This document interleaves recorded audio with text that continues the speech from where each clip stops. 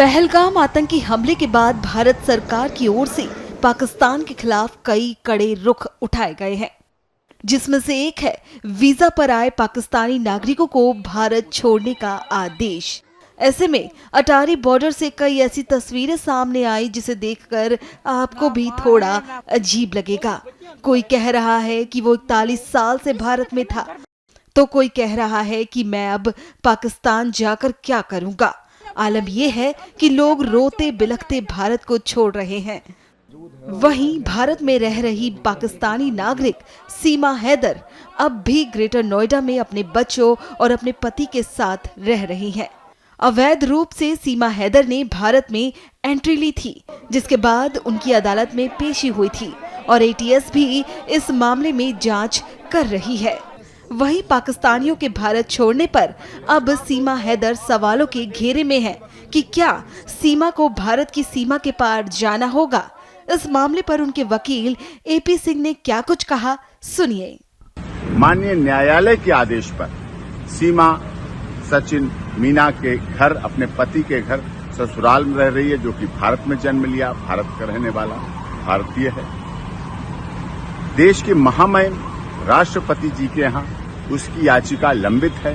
सारे original document जो पाकिस्तान से लाई थी सब सीमा के एटीएस के पास हैं, जांच कर रही है। सीमा अपने ससुराल और अस्पताल के अलावा आज तक कहीं नहीं गई। पिछले दिनों जब से ये पहलगाम घटना हुई उससे भी एक दिन पहले उसके तीसरी नंबर की बेटी को वायरल फीवर की वजह से डेंगू हुआ। डेंगू में प्लेटलेट्स बहुत डाउन हुए। अभी भी वो बेटी के लिए दोनों पति पत्नी परिवार के साथ हॉस्पिटल में है, इलाज चल रहा है लगातार।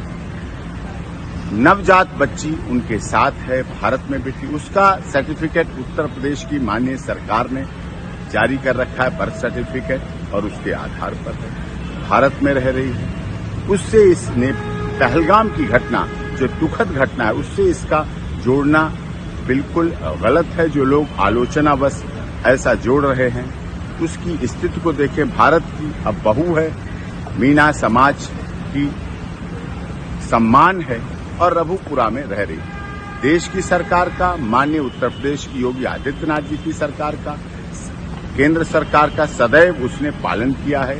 एटीएस की तमाम जांच में सदैव भाग लिया है। पूरी जांच प्रक्रिया चल रही है, चली है। उसमें कहीं कोई उसको गलत और उस तरह से कुछ भी अब तक कोई कुछ नहीं मिले हैं। इसलिए उसके साथ उस घटना से न जोड़कर उसके साथ सिंपैथेटिक, जियो जीने दो, हमदर्दी, मानवतावादी, मानवाधिकारों की रक्षा करने की बात होनी चाहिए।